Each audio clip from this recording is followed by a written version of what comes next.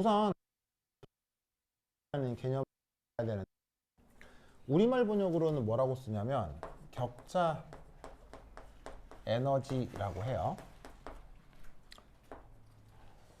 근데 이 격자 에너지와 관련해서는 이게 격자가 만들어지는 반응이 있다라는 걸 이걸 외워야 돼요. 외워야 돼요. 즉 격자 형성 반응이 뭔지를 외우고 있어야지 안 그러면 문제를 못 풉니다. 그래서 이 화학 문제에서는 격자 에너지에 대한 정의를 반드시 알아야 돼요. 모르면 못 풀어야겠죠. 그러면 뭘 외워야 되느냐? 바로 기체 상태의 이온들이 모여서 뭐가 돼요? 뭐가? 고체. 요게 되는 반응을 격자 형성 반응이라고 해요. 그래서 저거를 격자 형성 반응이다라고 하는 걸 외워야 된다. 그렇죠? 외워야 돼. 그런데 그러면 결국 이온들이라고 하는 게 다양하고 뭐 종류도 많을 거 아니에요. 그럼 여러 이온들이 기체로 있을 때 그게 모여가지고 고체가 되는 반응들이 다 격자 형성 반응인데 놀랍게도 그 모든 격자 형성 반응 전우주에 존재하는 모든 양이온, 음이온을 끌어모아가지고 이렇게 만들잖아요. 그럼 놀랍게도 언제나 발열이야. 언제나 발열이야. 무슨 뜻인지 아시겠습니까? 단 하나의 예외도 없어. 무조건 발열이야. 요거를 꼭 외워야 돼. 언제나 뭐라고요? 발열이야. 뭐 기준에서? 기체가 고체가 된다고 했어요. 아시겠어요? 그럼 만약에 기체가 고체가 되는 게 발열이면 만약에 누군가가 이것에 역반응을 물으면 당연히 역반응은 또 무슨 반응이겠어? 그건 또 흡열이겠지. 아시겠죠? 그래서 이때 이 경우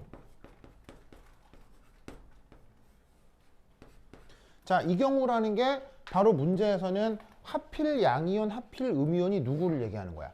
하필 양이온, 하필 음이온이 하필 KCl이 되는 경우가 지금의 경우잖아. 문제에서. 그때 문제에서 뭐라고 돼 있냐면 격자 에너지가 701.2라고 나와 있지. 보이세요? 그러면 이 숫자만 봐도 얘는 마이너스 701.2라고 쓸 수 있어야 된다. 이런 말이에요. 무슨 말씀인지 아시겠어요? 네. 즉 여기서는 격자 에너지의 크기만 표현한 거야. 그러면 왜 크기만 줬느냐? 격자 에너지의 정의가 이러라는 걸 외우라는 거지. 아시겠어요? 그래서 이 앞에 격자 에너지 앞에 이렇게 마이너스 기체가 고체가 될 때 이렇게 쓰는 거 요거 명심하시기 바랍니다.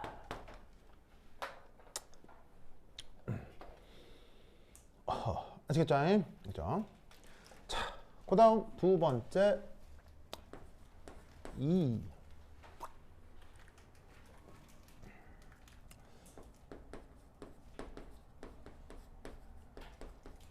용해열. 자, 고체 용질이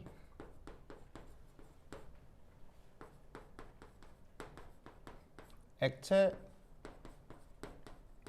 용매에 녹는 과정을 용해 반응이라고 합니다.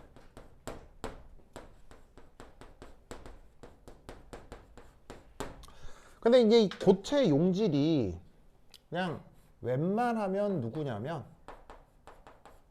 이온 결합 물질이 되고요.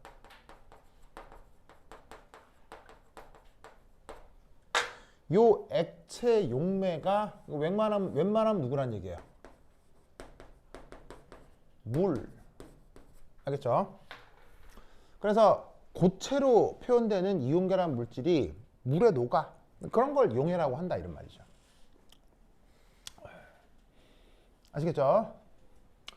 그래서 이때 예를 들어 지금의 경우는 자, 고체니까 솔리드야 하지, 그치? 솔리드. 그러면 이때 얘가 물에 녹아 어떻게 되는 상태? 요렇게 반응식을 쓰는 거야. 요렇게 반응식으로 표현하는 걸 용해 반응이라고 하는 거야. 아시겠죠? 이때 계속 얘기하지만 요 상태를 명심해야 돼. 알겠죠? 상태를 명심해야 돼. 뭐가 되는 거? 고체가 수용액 조건이 되는 거 알겠죠? 요런 걸 용해 반응이라고 하는 거야. 아까 얘기했죠. AQ의 뜻은 무슨 뜻이라고 했어요? AQ. AQ의 뜻이 뭐라고 했어요? 네, 물에 잘 녹아있는 이라고 했죠. 혹은 수화된. 아시겠죠? 그래서 AQ의 뜻은 물에 잘 녹아있는 수화된 이런 뜻이 알겠어요? 그걸 다른 말로 이제 수용액이라고 하는 거죠. 알겠죠? 그래서 이 용해 과정의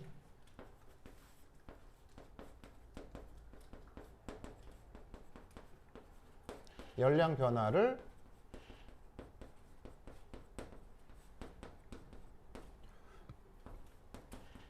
용해열, 표기는 델타 H 용해라고 하는 거예요. 아시겠죠?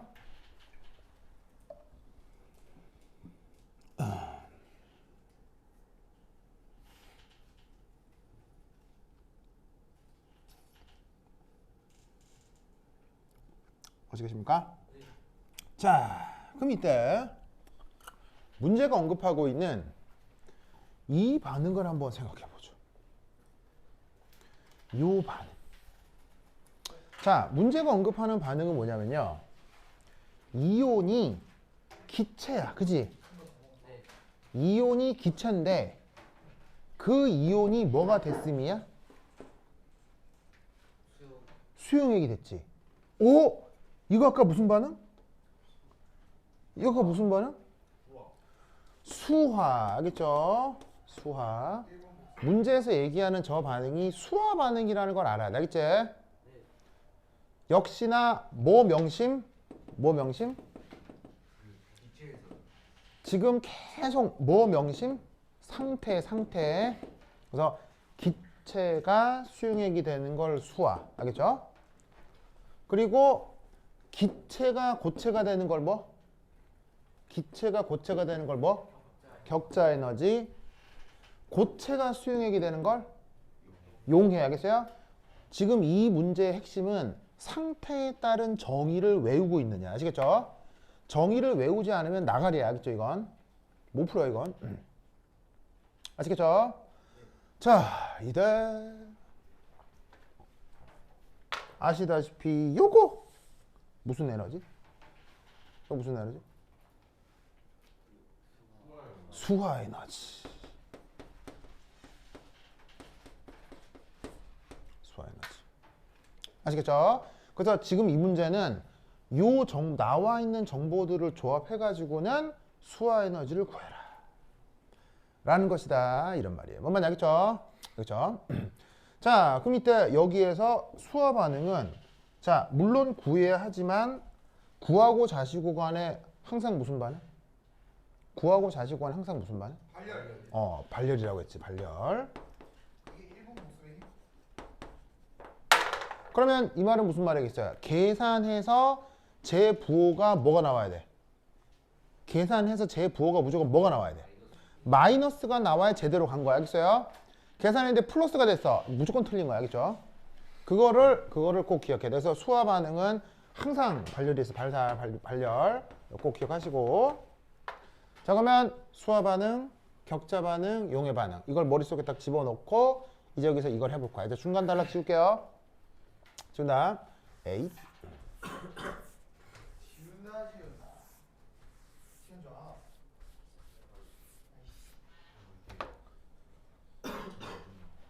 이랑 싸우지. 자, 세 번째 3. 자, 세 번째는 이걸 한번 해볼까요? 세 번째는 말이 생각이 안 나네. 세 번째는 그렇지. 바로 연력학적 분석입니다.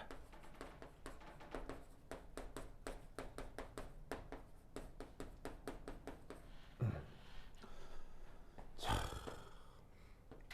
짜잔. 이제 Y축이 이제 에너지 축이고요. 여기에 KCl 고체 상태가 이렇게 이제 에너지 상태가 이렇게 딱 있다고 칩시다. 보이세요? 네. 봐라. 자, 한번 편의상 여기 줄게요. 여기서 줄게요.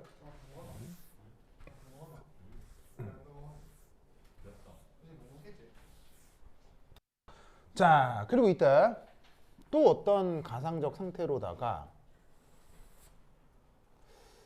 K 플러스가 기체로 있고 Cl 마이너스가 기체로 있는 또 어떤 상태를 하나 생각을 해보고, 그 다음 마지막으로 K 플러스가 수용액, Cl 마이너스가 수용액으로 있는 이 상태에 대해서 한번 생각을 해보자, 이런 말이죠. 보이세요? 선생님, 네. 저희 날로 끄면 안 돼요. 날로가 있는데? 아이고, 마음대로 했어. 예, 그냥 뽑아버려요, 그냥. 예, 좀 뽑아버리면 되죠. 그냥 안 척하지 마. 그냥 안 척하고 있어. 자, 저 그림 그렸어요? 잠깐만. 자, 빨리 그리세요. 빨리 그리세요. 유.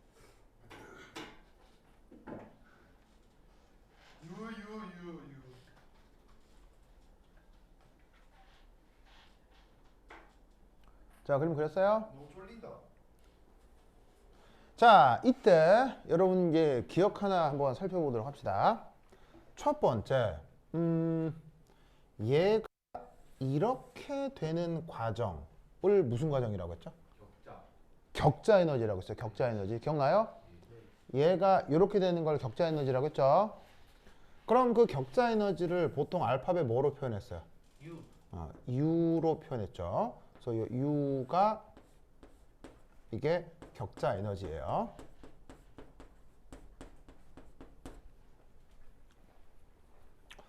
그 다음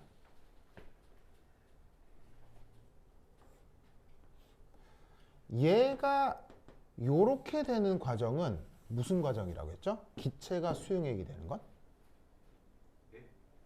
기체가 수용액이 되는 건 무슨 과정이라고 했었죠? 바로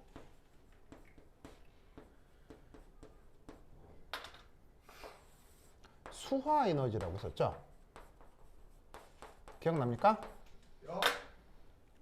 그리고 이렇게 고체가 수용이 되는 상황은 무슨 에너지라고 했죠? 바로 델타 H 용해가 될 거예요. 저 방향을 잘 봐야 돼요. 방향. 자, 방향 중요해요, 안 중요해요? 물리학에서. 방향 아주 중요하죠. 그래서 격자 에너지는 기체가 고체가 되는 방향을 격자 에너지. 수화 에너지는 기체가 수용액이 되는 걸 수화 에너지. 용해는 고체가 수용액이 되는 걸 용해 엔탈피. 아시겠죠? 그럼 우리는 이때 에너지 보존을 이용해서 설마. 이해하고요.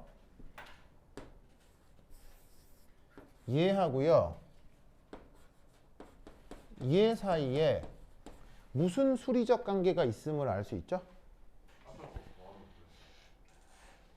자, 저 세 개 사이에 무슨 수학적 관계가 있어요? 델타 H 용해가 음. 수화 에너지는 격자 에너지. 다 다음을요. 빼기. 자, 어떻게 해야 돼요? 어떻게 하면 되겠습니까? 바로 봐. 못 차리. 바로 봐. 이렇게 하면 되겠죠? 야, 오늘 쉬운 거 아니야? 이해했어요? 자, 제가 처음에 이해가 잘 안 될 수도 있어요. 저런 종류의 계산 안 해봤으면. 근데 이때 어떻게 하면 되냐면요. 간단하게 이렇게 생각하시면 돼요. 자, 어쨌거나 이때 K시리즈에 얘를 그냥 내가 편의상 이게 반응물이었다 생각을 해보죠. 물에 녹이기 전에 반응물이고요. 물에 녹았을 때 이놈이 생성물이다. 이렇게 한번 생각해 보자는 얘기예요. 그럼 어쨌거나 나의 최종적인 목표는 이거를 구하는 거다라고 했을 때 내가 여기서 이렇게 간다 이런 얘기인 거죠. 그럼 여기서 이렇게 가는 걸 여기서 이리 갔다 여기서 이리 온다고 생각해도 되죠. 맞아요? 왜? 엔탈피는 무슨 함수니까? 상태함수니까. 상태함수이기 때문에 어떤 경로를 통해 가던 처음과 나중에 상태만 같으면 값이 무조건 같은 거예요. 알겠어요?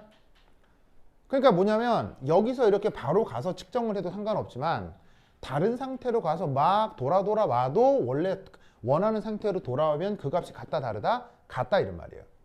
즉 여기서부터 여기까지 에너지 차이는 여기서부터 이렇게 가고 여기서부터 여기까지 간 전체 에너지 차이하고 다를 리가 없다 이런 얘기지. 왜? 얘는 상태함수니까. 알겠죠?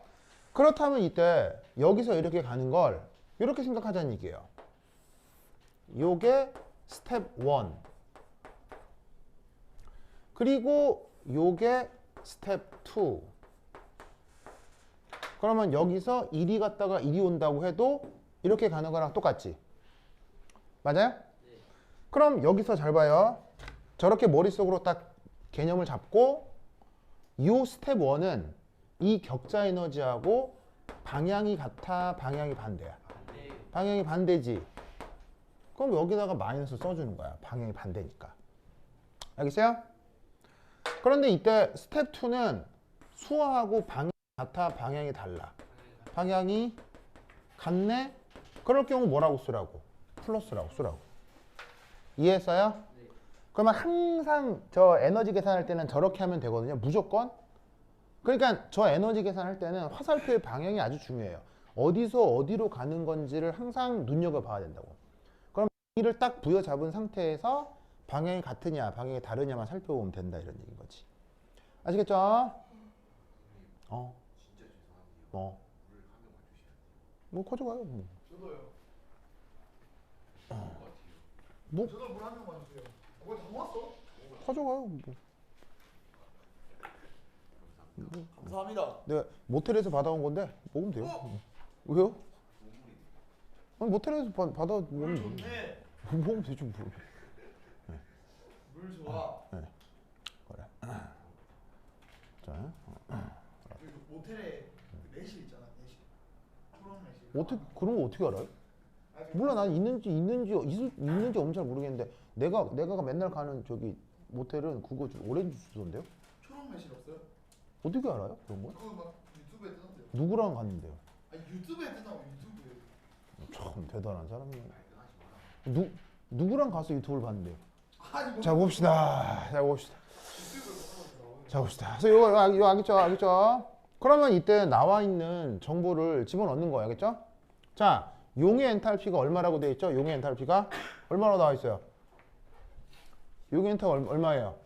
17.2라고 되어 있죠? 17.2 맞아요? 네. 그리고 빼기 격자 에너지죠. 격자 에너지 얼마라고 써야 돼요? 마이너스 701.2라는 거 알겠어요? 뭐? 명심해야 돼, 명심 이거. 이거 노란색으로 써야지. 그 이유를 알려주세요. 아까 얘기했잖아요. 이건 크기만 표현한 거고 격자 에너지는 항상 뭐? 마이너스 발열 반응이라고요. 이해했어요? 그래서 이 문제는 실수를 유도하기 아주 좋은 문제예요. 알겠죠? 실수 유도 문제. 네, 그래서 굉장히 조심해야 되는 문제예요.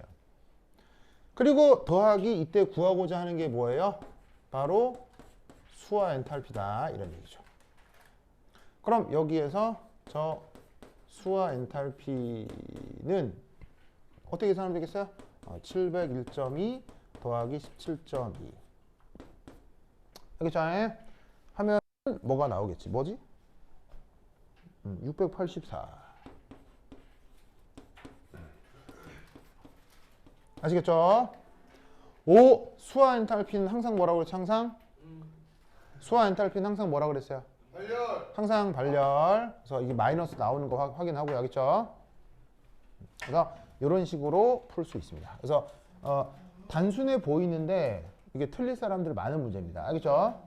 그래서 옛날 그 고등화학 경시에서 나왔었던 문제입니다. 그래서 요거를 꼭 잘 기억해 두도록 합시다. 됐다. 자, 필기 마무리하세요. 아이씨. 선생님. 응? 이 발라드가 싫으면 무슨 하는 거예요? 나요? 나는 힙합. 나는 다 들어요. 발라드 싫다면서요? 그 중에 제일 좋아하는 건 힙합이에요. 역시 뭘 좀 아시네. 제일 마치 좋아하는 현준이 막 욕 듣기 싫어서 그런 게 막 혐오스럽다. 욕 듣기 싫다는 게 무슨 말이에요? 욕 나오는 게 듣기 싫어서. 아, 욕 욕은 욕이 얼마 욕 들어가. 여러분들 욕을 어떻게 생각할지 모르겠는데 욕은요 타이밍의 예술이에요. 저도 그렇게 생각합니다. 예, 그러니까 이제 욕이라고 하는 건 보통 우리가 이런 얘기를 하잖아요. 욕하면 나쁘다 이런 얘기 하잖아요. 절대 그렇지 않아요. 그래 씨발. 예, 저런 건 나쁜 거죠. 왜 나쁜 거냐면요. 타이밍이 안 좋아서요. 예술. 예, 욕은 타이밍의 예술이에요. 그러니까 이게 무슨 말이냐면은 욕 먹을 상황에서 욕을 하는 게 제대로 된 거예요. 무슨 말인지 알겠어요? 그러니까 뭐냐면 그러면 뭐가 안 좋은 거냐면 욕하는 게 나쁜 게 아니고요. 그렇지. 타이밍이 아닌데 욕하는 게 나쁜 거예요. 그게 무슨 말인지 알겠죠? 그럼 이 말은 무슨 말이겠어요? 역으로 잘 봐요. 역으로 잘 봐요. 욕하는 상황에 욕을 안 하는 건 그럼 그건 뭐예요? 좋은 거예요? 좋지 않은 거예요? 좋지 않은 거예요. 알겠어요? 나쁘다기보다는 좋지 않은 거예요. 그럼 이 말은 무슨 말이에요? 욕할 상황에서는 욕을 하도록 가르쳐야 돼요. 알겠어요? 뭐 뭔지 알겠습니까? 그래야 욕 먹은 사람이 제대로 행동하죠. 선생님이 그래서 욕하냐 욕하지 않아요. 내 무슨 얘기 하는지 알겠어요? 그런데 생각해봐요. 욕하는 걸 무조건 나쁘다라고 얘기를 해버리면 욕 먹을 놈이 욕 안 먹겠죠. 그래서 욕 먹을 놈이 욕 안 먹으려고 정치. 그런 이데올로기를 만드는 거예요. 욕하면 나쁘다고. 정치랑 관련돼 있어. 근데 그런 애들이 보통 정치 권력을 갖고 있거든요. 내 말 이해했어요? 이해했어요? 그래서 욕이라고 하는 건 타이밍을 맞춰 들어가면 그것처럼 멋진 예술이 없어요. 욕은 딱 그 절묘한 타이밍에 욕 먹을 새끼한테 정확한 타이밍에 욕이 딱 들어가잖아요. 그럼 이거는 이게 인간이 할 수 있는 예술 중에 최고의 예술이에요. 근데 있잖아요.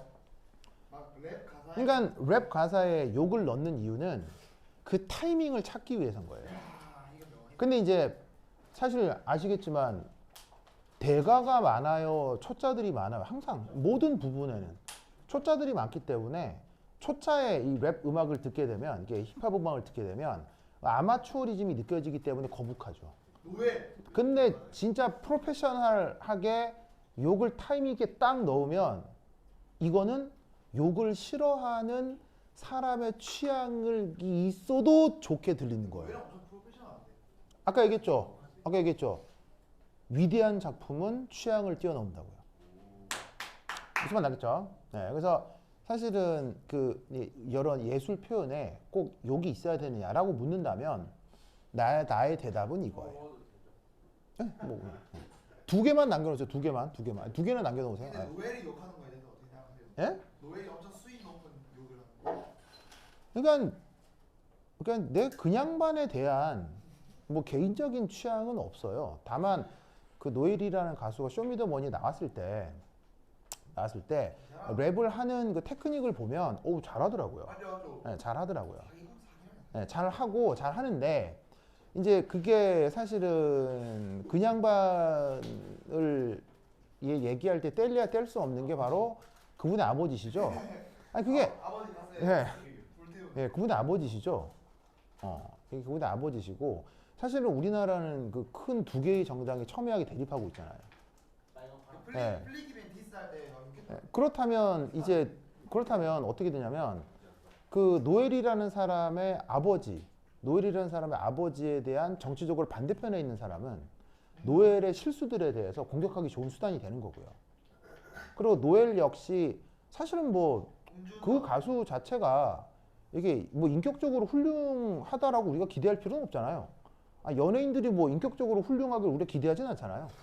그럼 살면서도 실수를 할 텐데 그게 뭐 지탄 받을 내용이고 법적으로 처벌 받을 내용이면 그에 맞게 상황에서 받으면 되는 거고. 근데 그게 자기 아버지와 관련해서 뭔가 이슈화 되는 부분이 있을 거란 말이에요. 그쵸. 무슨 말인지 알겠어요? 그러면 이때 그 노엘이라는 가수가 최근에 발표한 노래에 노래에 플리기맨. 뭔가 좀 문제가 되는 내용을 얘기를 했잖아요. 전두환. 했거든요. 근데 생각해봐. 예를 들어서 그 문제가 되는 발언을 말이에요. 푸틴이 했다거나, 김정일이 했다거나, 아니면 우리나라 대통령이 했다거나 하면 이건 큰 문제 아니에요. 큰 문제. 엄청나게 큰 문제죠. 왜냐면 그건 진짜로 물리적인 전쟁이 날 수도 있는 이거 진짜 거니까. 심했던데요, 가사. 무슨 말인지 알겠어요? 그런데 하필 어떤 랩 가수가 한 말이잖아요. 그럼 물론 그게 내 개인적인 취향으로는 부적절한 표현이었다고 생각해요. 당연히 무섭죠. 하지만 그게 왜 이렇게 언론에 크게 표현되느냐? 그 국회의원이 정답. 무슨 말인지 알겠어요? 그리고 아까 얘기했잖아요. 모든 예술은 타이밍의 예술이라고요. 그러면 딱 1호 타임.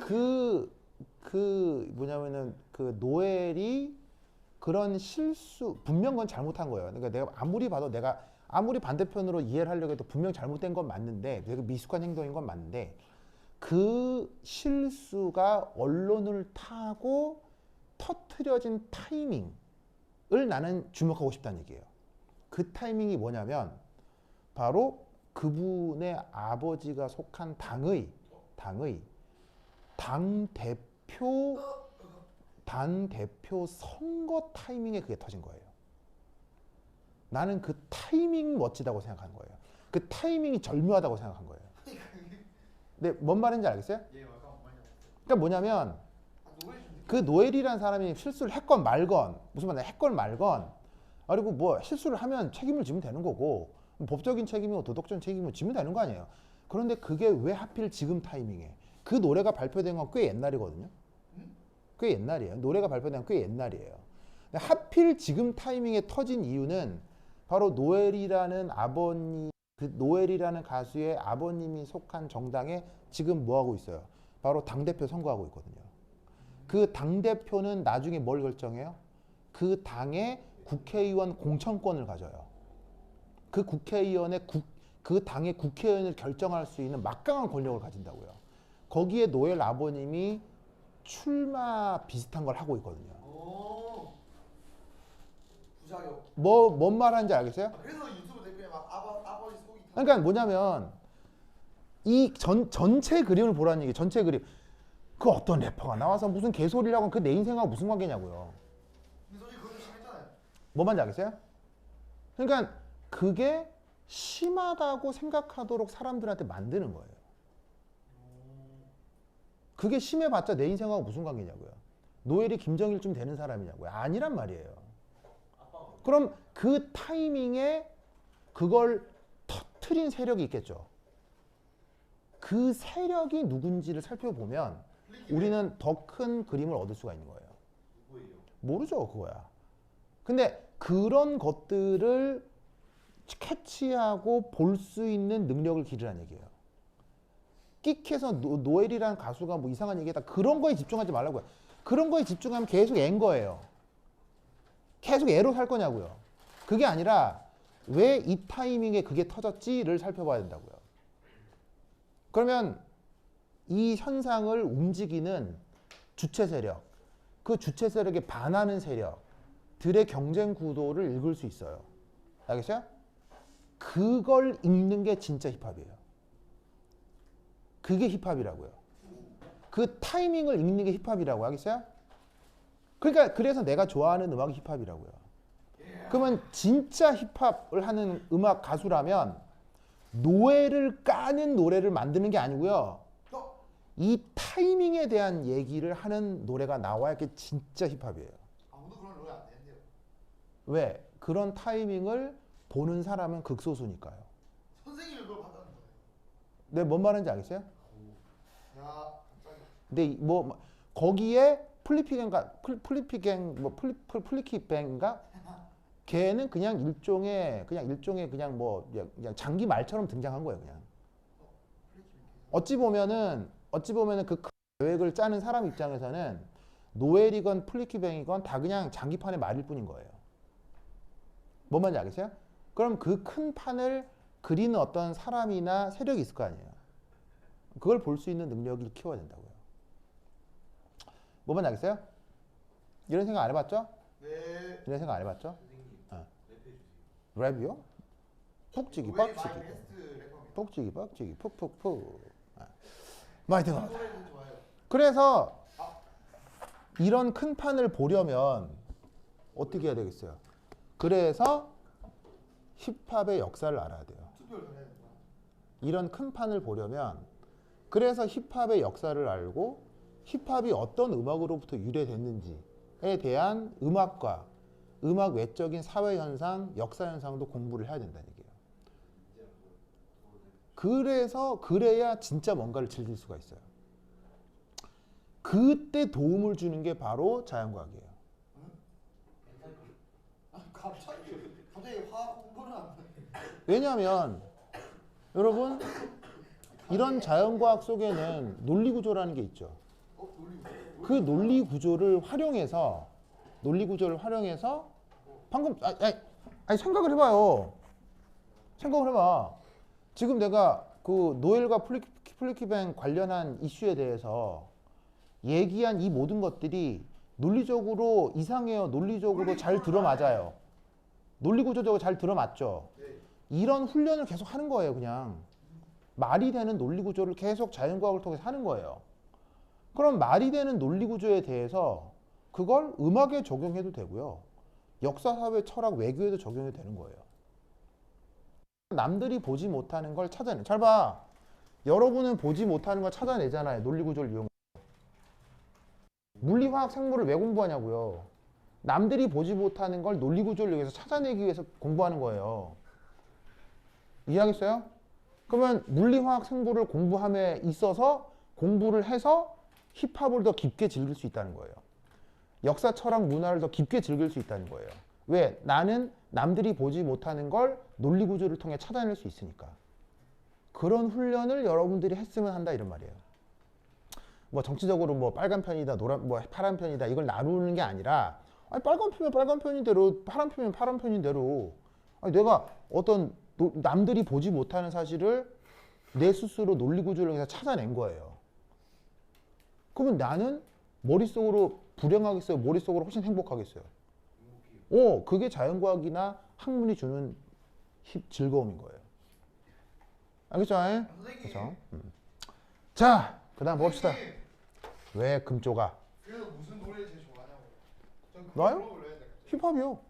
아니, 무슨 노래? 힙합의 특별한 곡이요? 네네네. 특별한 곡은 딱히 없어요. 곡은 딱히 없어요. 그걸 물어보려고 지금 물어봤거든요. 최근에 놀랍게 들었던 노래 중에는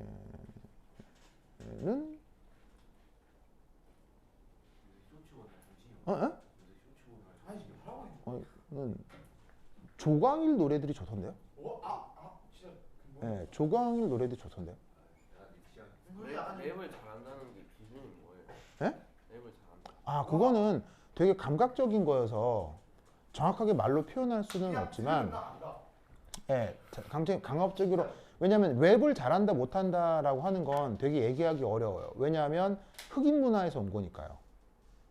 흑인 문화를 어떻게 우리가 표현하냐면 이렇게 표현해요. 예를 들면 이거예요. 야, 너의 노래에는 소울이 없어.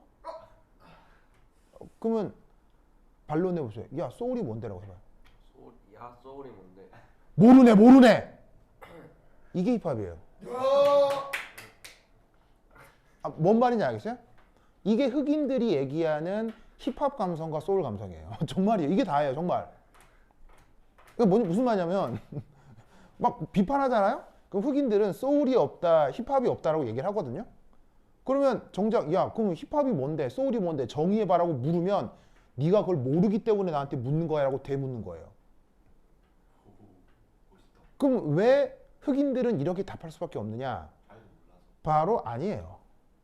그게 아니라 흑인들의 과거 교육 수준이 높지 않아서 그래요.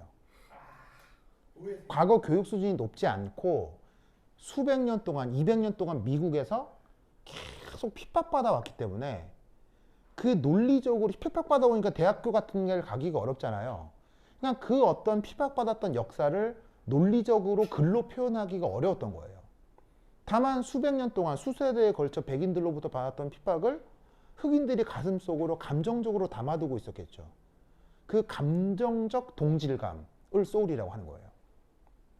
그냥 그 200년 동안에 억압받았던 감정적 동질감을 소울이라고 하는 거고 그걸 음악으로 표현한 거기 때문에 흑인들도 그걸 글로 표현할 수가 없는 거예요. 즉 흑인으로서 200년 동안의 수세대 동안 백인과 백인 사회 정치 권력으로부터 받아왔던 억압 있죠. 그걸 이해해야 소울을 이해하는 거예요. 그걸 이해해야 힙합을 이해하는 거예요. 그러니까 흑인들도 말로 못해.